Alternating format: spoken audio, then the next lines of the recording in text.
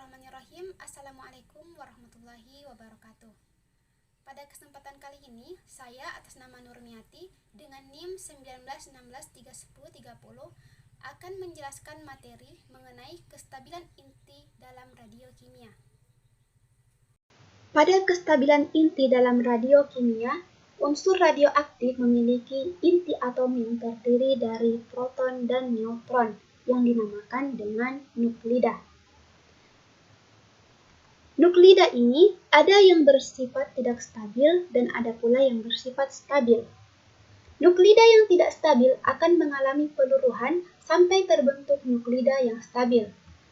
Nah, peluruhan radioaktif ini dilakukan dengan cara memancarkan radiasi dan energi. Radiasi ini berupa sinar alfa, sinar beta, dan sinar gamma. Ketiga sinar ini memiliki sifat-sifat sebagai berikut. Untuk notasi, sinar alfa memiliki notasi 42 alfa atau 42 helium, karena sinar alfa sama dengan inti helium. Untuk sinar beta, memiliki notasi 0-1 beta atau 0-1 elektron, karena sinar beta sama dengan partikel elektron. Sedangkan untuk sinar gamma memiliki notasi 00 gamma. Dan untuk massa, sinar alfa massanya 4 SMA atau satuan massa atom, sinar beta 0 SMA dan sinar gamma 0 SMA. Dan untuk muatan, sinar alfa bermuatan positif, sinar beta bermuatan negatif, sedangkan sinar gamma tidak bermuatan. Selanjutnya untuk daya ionisasi, sinar alfa memiliki daya ionisasi paling kuat. Sinar beta lebih lemah daripada sinar alfa dan sinar gamma memiliki daya ionisasi paling lemah. Untuk daya tembus, sinar alfa memiliki daya tembus yang kecil. Sinar beta lebih besar daripada sinar alfa, sedangkan sinar gamma memiliki daya tembus yang paling besar. Kita bisa perhatikan pada gambar, misalkan ada radioaktif yang memancarkan 3 sinar, yaitu sinar alfa, sinar beta, dan sinar gamma.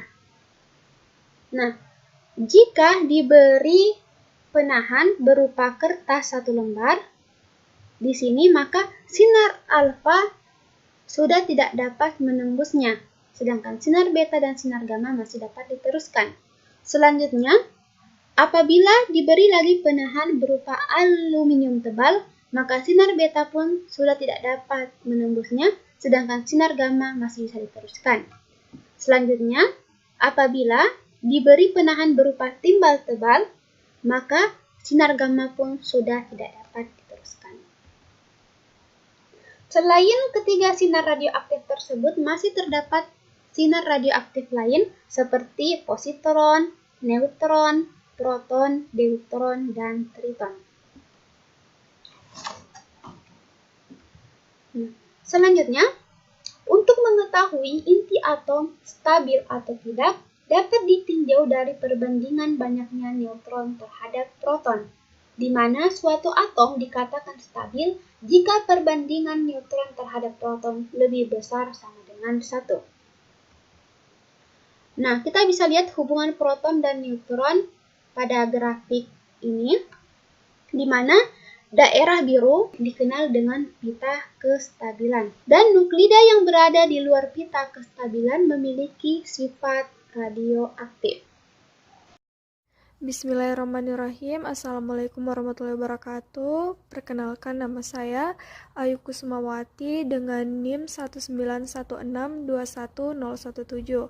Saya akan melanjutkan materi tentang kestabilan inti. Nah, pada gambar di samping yaitu pada pita kestabilan. Nah, ini adalah hasil observasi di mana pada sumbu Y terdapat nilai proton dengan lambang Z. Nah, pada sumbu X terdapat nilai neutron yang dilambangkan dengan N. Nah, garis biru ini merupakan garis N sama dengan Z. Nah, yang titik-titik biru ini merupakan inti-inti yang stabil yang merupakan hasil observasi. Baik, berdasarkan gambar di samping, dapat disimpulkan bahwa inti terbagi menjadi 3, yaitu inti ringan, inti sedang, dan inti berat. Nah, yang pertama akan kita bahas mengenai inti ringan. Inti ringan merupakan inti yang memiliki proton kurang dari atau sama dengan 20. Jadi, skalanya dari 0 sampai 20. Nah, semakin ke kanan berarti semakin berat ya. Jadi inti ringan itu terbagi menjadi 2 lagi, yaitu inti yang memiliki jumlah proton yang sama dengan neutron dan inti yang memiliki jumlah proton dan neutron yang berbeda atau yang tidak sama.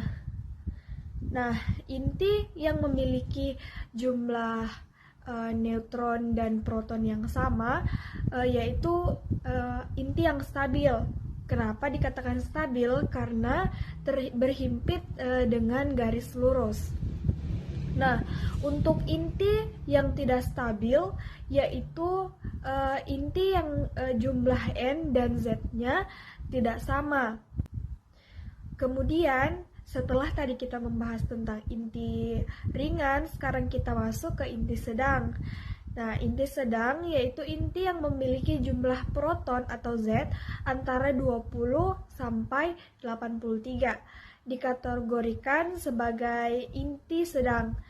Nah, inti-inti sedang memiliki perbandingan jumlah neutron dan proton lebih dari 1 dan kurang dari 1,6.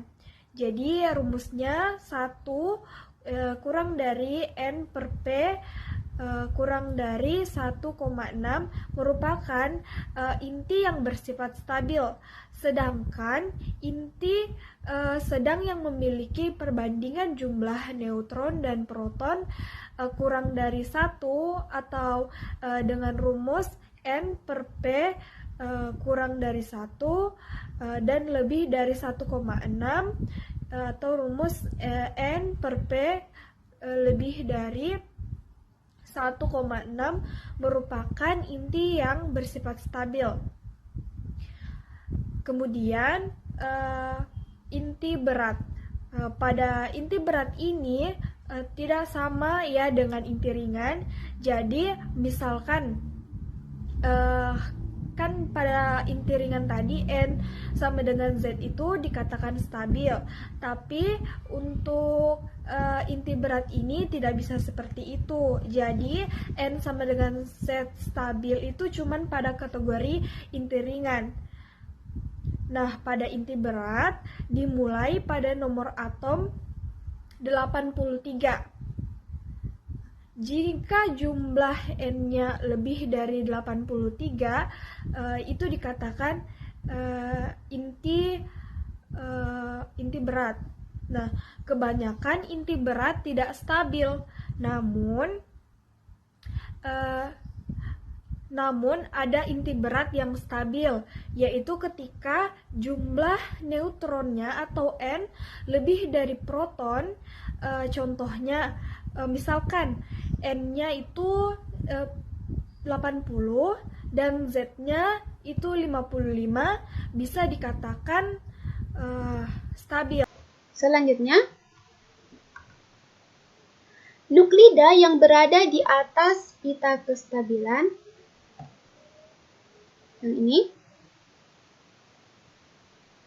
artinya mempunyai neutron yang berlebih. Nah, untuk mencapai kestabilan, nuklida ini akan mengalami emisi beta, yaitu mengubah neutron menjadi proton. Sedangkan untuk nuklida yang berada di bawah pita kestabilan adalah nuklida yang kekurangan neutron. Jadi dia kekurangan neutron. Nah, untuk mencapai kestabilan, nuklida ini akan memancarkan positron atau menangkap elektron untuk menjadi neutron. Dan selanjutnya, nuklida yang berada di atas pita kestabilan, namun nomor atomnya itu lebih dari 83, maka nuklida ini termasuk nuklida yang kelimpahan neutron, dan proton. Nah, nuklida ini akan mengeluarkan partikel alfa untuk mencapai kestabilan. Demikian materi dari saya dan akan dilanjutkan oleh teman saya. Terima kasih. Bismillahirrahmanirrahim. Assalamualaikum warahmatullahi wabarakatuh. Perkenalkan, nama saya Dewi Anjali dengan NIM 191621018. Nah, di sini saya akan melanjutkan materi dari teman saya, yaitu model-model inti. Nah, pada model-model inti ini memang berbeda dengan model-model atom. Belum ada satu model inti yang dapat digunakan untuk menjelaskan semua sifat-sifat yang dimiliki inti. Nah, jadi kalau di model atom itu kan ada J.J. Thomson, Rutherford, dan ada Bohr. Nah, masing-masing model ini kan hampir menjelaskan semua sifat yang ada di atom. Jadi, misalnya kita membahas tentang model atom J.J. Thomson, itu kan kita membahas strukturnya atom-atom. Itu terdiri dari apa saja, kemudian interaksinya itu seperti apa, dan kemudian terhadap eksperimen yang ada itu seperti apa. Jadi kan hampir lengkap ya. Satu model itu diharapkan bisa menjelaskan semua sifat yang ada. Tapi kalau untuk model inti itu dia berbeda. Jadi setiap satu sifat itu punya model. Misalkan untuk menjelaskan tentang struktur-struktur inti ini terdiri dari 3 model. Yang pertama yaitu model inti proton-proton, kedua model inti proton elektron, dan ketiga model inti proton neutron. Nah, sedangkan untuk menjelaskan tentang kuat gaya inti, kita menggunakan model gaya tukar. Nah, untuk mengimajinasikan seberapa kuat gaya inti, kita bisa menggunakan model gaya tukar. Misalnya kita mengandaikan di dalam inti terdapat satu proton dan satu neutron. Neutron ini memancarkan sebuah partikel dan sekaligus menariknya dengan suatu gaya tarik yang kuat. Jika partikel tadi menghampiri proton, maka partikel tersebut akan ditarik proton dengan gaya tarik yang kuat pula. Dan sebaliknya, neutron memancarkan sebuah partikel dan sekaligus menariknya dengan suatu gaya tarik yang kuat. Jika partikel tadi menghampiri neutron, maka partikel tersebut akan ditarik neutron dengan gaya tarik yang kuat pula. Kemudian, untuk menjelaskan energi ikat inti, kita menggunakan model inti tetes cairan. Model inti tetes cairan ini diusulkan oleh Bohr karena sifat inti mirip seperti tetes cairan. Deskripsinya itu, satu, inti dan tetes cairan mempunyai kerapatan yang konstan dan tidak bergantung pada ukuran. Yang kedua, panas penguapan pada tetes cairan ekuivalen dengan energi ikat per nukleon pada inti. Ketiga, penguapan tetes cairan ekuivalen dengan proses peluruhan inti. Dan keempat, pengembunan atau pembentukan tetes cairan ekuivalen dengan peristiwa pembentukan inti gabungan. Nah, kemudian untuk menjelaskan inti yang stabil, kita menggunakan metode inti kelopak. Nah, kemudian terakhir untuk menjelaskan tentang tingkat-tingkat energi eksitasi inti, kita menggunakan model inti kolektif. Nah, model inti kolektif ini menggabungkan beberapa sifat model kelopak dan model tetes cairan yang merupakan bagian hasil kerja A.G. Bohr. Model kolektif mengandaikan bahwa nukleon dalam subkelopak yang tidak penuh bergerak secara mandiri di dalam potensial teras yang berasal dari subkelopak yang terisi penuh. Namun demikian, potensial ini bukan lagi bersifat simetris bola, melainkan telah mengalami perubahan bentuk sebagai akibat gerakan nukleon di dalam teras. Nah, stabilitas biasanya terkait tidak hanya untuk energi ikat tinggi, tetapi juga dengan keadaan alami tinggi dalam semua kasus di mana energi ikat diketahui. Nah, tertinggi yang diucapkan ini ditemukan di oksigen dengan massa 16 dan NZ-nya sama dengan 8. Kemudian kalsium dengan massa 40 dan NZ-nya sama dengan 20.